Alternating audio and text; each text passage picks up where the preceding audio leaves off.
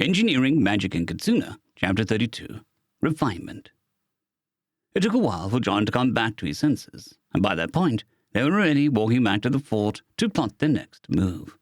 Yuki had stolen his notebook a while back, writing down what were presumably all the spots where the copper had seen armed people fishing. Now that he thought about it, he could have brought his self-drawn map along for the yokai to mark, but he suspected it wouldn't have been too helpful. No. What little of the copper's instructions he heard were all based around landmarks in the river, and he suspected that even if they had a decent quality map, it would have been impossible for him to mark down everything. It was easy to forget how much worse maps used to be before the advent of satellite imagery. Soon enough, they were back at the fort, and he headed towards the workshop. If they were to do this, it would be a lot faster if he managed to get the flying disc, which he should really come up with a name for, working a bit better. Being able to just fly up and look for a building poking through the sea of green was a hell of a lot easier than trying to scan at ground level, potentially falling for traps and ambushes. "Sensei John," he turned to see Rin speed up to follow him, almost bouncing on her heels when she caught up. He stood outside the door of his workshop, hand on it, about to swing it open. Obviously, he couldn't show Rin his workshop. That'd give away the game immediately. And there was no guarantee she'd not run back to her family or whoever she's loyal to with that information. Whoever they may be. "Yes?" he asked, voice perhaps a little more tense than it should be. "I'd ask for your aid in processing this," the dragon-blooded exclaimed, holding out the jar, which he knew contained the copper finger, and John had to hide a shiver of disgust. "Aye," he trailed off, while he tried to come up with an excuse that gave up nothing. "I'll aid you myself." Yuki, his angel, cut in. "He'll be nearby, of course, as his role for sensei demands it." "Yuki, you absolute devil." "Right." John tried to keep the annoyed venom out of his voice, and when he glanced at Yuki, all he saw was a faux innocence. She was a good actor, certainly, but he believed he was starting to grasp how she thought. "Just 1 second, I have to grab some things." "Would you mind grabbing a table while you're gone? It'd be greatly appreciated," Yuki requested as he turned away to his workshop, and he idly shot her a thumbs up as he walked away. If she didn't figure out what it meant already, she would soon. Perhaps it was a bit informal to do so in front of Rin, but as far as she knew, it was a sign of great respect in his culture. Unblocking the lab, he grabbed various measuring equipment, a series of sensor rigs to various meters and dials. Some were rigged to give precise moment-to-moment readings, and others averages. A scattered few were tuned only to certain types of energy. Others were set to measure total maximums. Regardless of his misgivings, he'd be remiss to not use this chance to get more data. He still didn't understand how the Unbound worked. How did they extract power from yokai material? Was it something that he could replicate? Yuki said that he couldn't without much bed rest, but what if he could find a way around that, or even figure out a way to optimize the process? Grabbing the last of his tools and a table, he headed back out to his fate. If he was going to have to watch an unhinged woman eat a turtle person's finger, he was going to get something out of it. Damn it. Rin knelt before the table that Sensei John had levitated outside on Yuki's request. Quietly, she was glad that her mysterious teacher had something else properly waterproofed, although she could certainly use that strange table with the raised seating attached. The dragon blood couldn't imagine it comfortable. Maybe there was benefit to sitting that way. She could see that it was beneficial to the flow of blood, or even ki, even if she couldn't see someone meditating like that. There were many things about her sensei that were incomprehensible, even if they were a bit less now. Guilt gnawed at her. To think the fact that she was so close to attacking an innocent man. Her heart could hardly bear the crushing weight. Of course, he probably would have won, but her honor was like tarnished silver nonetheless. She would have to make it up to him. Both Sensei John and Lady Yuki were kind to a lowly wandering blade. Her path, no.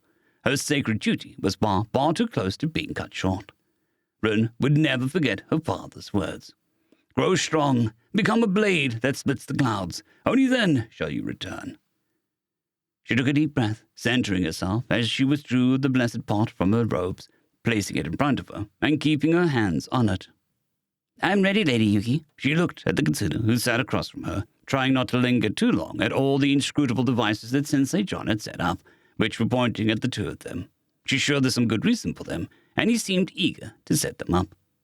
The Kitsune glanced over at the man next to her, and when he nodded, she said, "Let us begin, then." The Kitsune reached out, covering Rin's hands with her own. The Kitsune's soft, fuzzy grip positively oozed with power, and although it scared the dragon-blooded a tiny bit, she softened her eyeglass and lowered her defenses. Taking a deep, shuddering breath, she carefully shaped the energy within herself, reaching out into the sealed pot, like lightning tracing a path through the sky in slow motion, plucking at the very edges of the essence of the copper. She weakened the ties that bound it in short, precise strokes, like a skilled doctor. She reached for the next spot, and her key pulled to the side, away from where she had her attention. Yuki's might easily overwhelmed her own, and she likened the experience to having a hand around her throat, correcting her, even if not roughly. "No, that'll waste much of this. It'll unravel much of the essence from something aligned with flowing rivers to bodies of water in general," she gently stated. "You're primarily aligned with storms of all types, aren't you?" Hesitantly, she nodded. "A complicated thing to embody," Yuki mused, "and one that normally demands difficult-to-get materials. You can't afford to waste anything. Here, let me show you. Close your eyes and feel how your energy is flowing." She was quick to obey, plunging herself into darkness as she shut the world out, focusing inward on herself. Her spirit strained against the limits of her physical form. She felt the stirring storm pump through her veins. Yuki carefully guided her focus, with firm yet gentle pulses of power, not touching the copper's finger, yet influencing Rin's own key, which carefully drilled into a few spots. It was a masterful display of control if she'd ever seen one. It was always difficult to picture one's own energy moving directions that were more like feelings than anything tangible, but Rin thought that she'd always managed decently. It was humbling to see how far she had to go. The Kitsune moved her with poise, precision, and speed far beyond even her best days.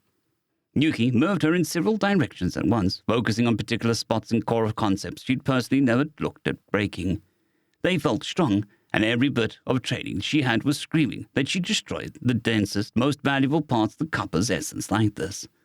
"Now strike," Yuki commanded, and Rin blanched. Was this a test? A way to see if she could follow her, even if she was being ordered to do something wrong? She had heard Kitsune was strange, often beyond mortal comprehension due to the weight of eons they carried on their shoulders, but Yuki wasn't that old. But she would repay trust with trust regardless. Rin attacked like a storm she aimed to embody, focusing strikes obliterating essence where she aimed, even if she winced at how much evaporated into nothing. Wait. It was doing something. She felt the flowing water start to break and disintegrate, turning hazy around the edges as it merged with a heavenly element of motion, flowing water and cleansing change. But all the energy released was making them volatile, ready to break apart further. Sweat beaded on her brow as she tried to keep it together.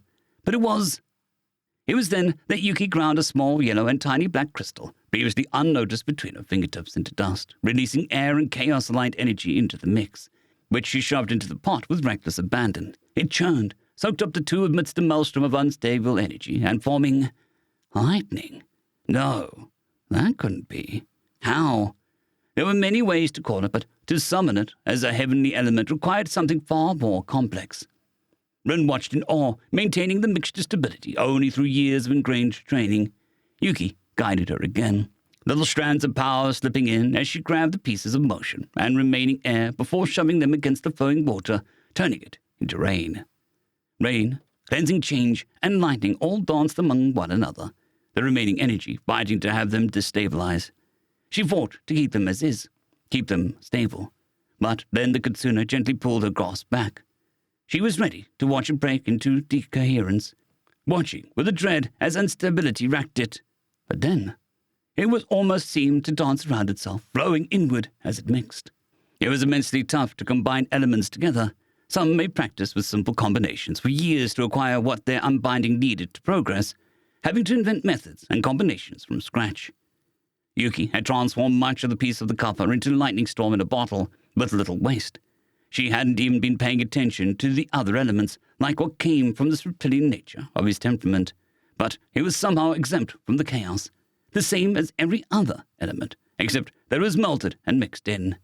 She had heard tales of what was kept in the vaults of the great clans, ancient, powerful techniques that could propel one to great heights. Was this one of them? Yuki released her hands and let out an undignified, shuddering breath as she leaned back. Sweat ran down her form from the sheer focus and effort, and not for the first time, Rin was glad she always got clothing made of material that repelled it. "And that concludes my part in this," Yuki said, casually drumming her fingers on the table. "Tell me, did you see what I did there?" How could she not? That was a profound display of control and knowledge. There was no way that she'd be able to replicate that for decades, at the very least. "I'm sorry, Mistress Yuki. I believe this humble run might be a waste of your skills," she intoned. "I was akin to a grasshopper watching a poetry recital." "Perhaps, but you being able to immediately replicate this was not the point." Yuki leaned forward, and her eyes glinted with something that looked almost conspiratorial.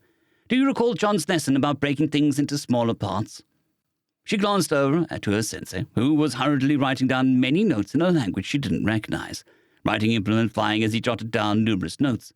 He didn't even seem to register the fact that Yuki said his name. "Yes, Lady Yuki. Keep in mind, heading forward, I was trying to replicate what I did and all at once as a fool's errand." She paused, taking a sip of her tea. Wait, where did Lady Yuki get tea from? Glancing down, Rin saw a steaming cup in front of her as well, and after writing it off as just Kitsune things, she took the cup and sipped it as well. "A given heavenly element can be composed of many things," Yuki continued, "although it all leads back to the Prime 8, the Material 4 and the Immaterial 4. You may have heard John call these aspected mana in the past, with these higher-order elements being compound magic. These were the original terms, which fell out of favor a few hundred years before the modern day. But the idea remains the same. It's just a difference in how they're perceived. Tell me, Rin, how do you see the heavenly elements?" The dragon woman shifted uneasily, trying to figure out what answer Yuki was trying to get. She could find no answer that best fit her understanding of the Kitsune. "I was taught the heavenly elements are what define the world. They're what the first kami, the greatest of kami, defined what is and is not, giving meaning to the meaningless." A faint frown etched in Yuki's face, and Ren feared that she had said something offensive. "That's a possible answer of what they are, albeit lacking greater understanding. But that's not what I asked you. I asked what they were to you." The Kitsune gazed turned intense, almost seeming to blaze with inner flame in the morning light. Rin began, pressed to action by the Kitsune's sheer force of personality, fell short. What did they mean to her? She meditated on what storms or dragons were to her, of course, but the elements as a whole. It felt like asking for her opinion on everything. It was too big to look at, as if she had her nose pressed against a mountain trying to see all of it. "I can't rightly answer, Lady Yuki," she truthfully responded, gently bowing. "I need to gather my thoughts on that." Whatever annoyances on the Kitsune's face disappeared, replaced with a more gentle smile. "Good.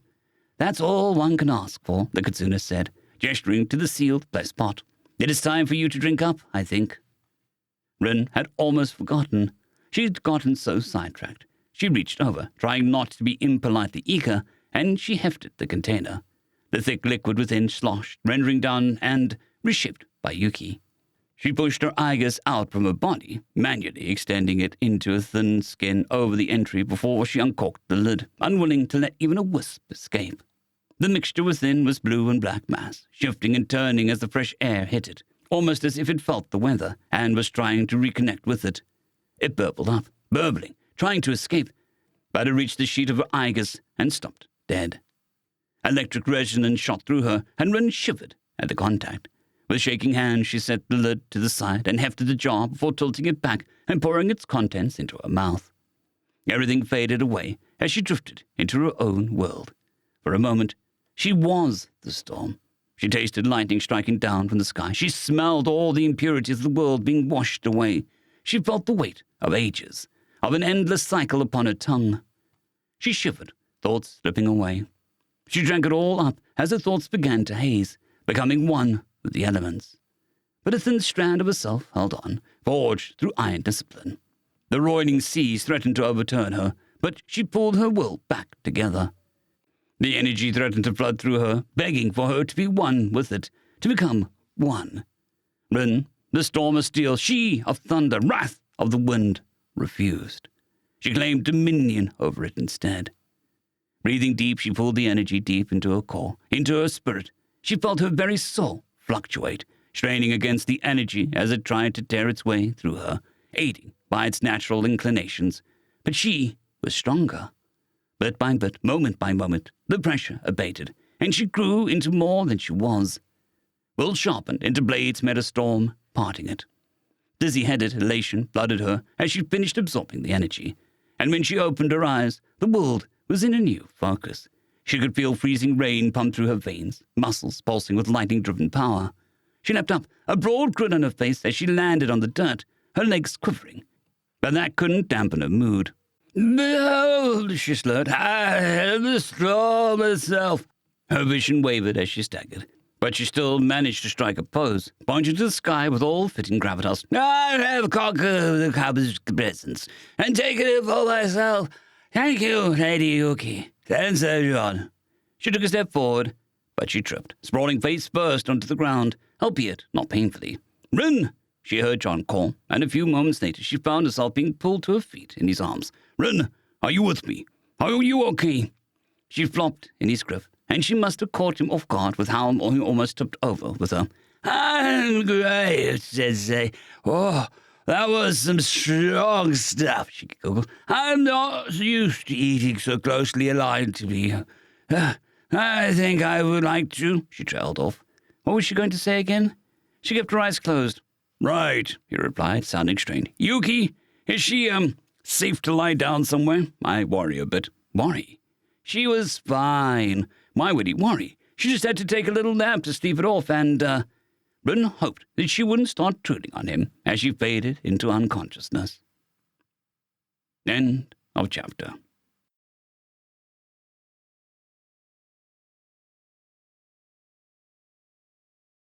I'd greatly like to thank our Tier 5 channel members, Casper Arnholt, John Creighton, Manatharia, 050, Dragzoon WRE, and Elijah Silvercross.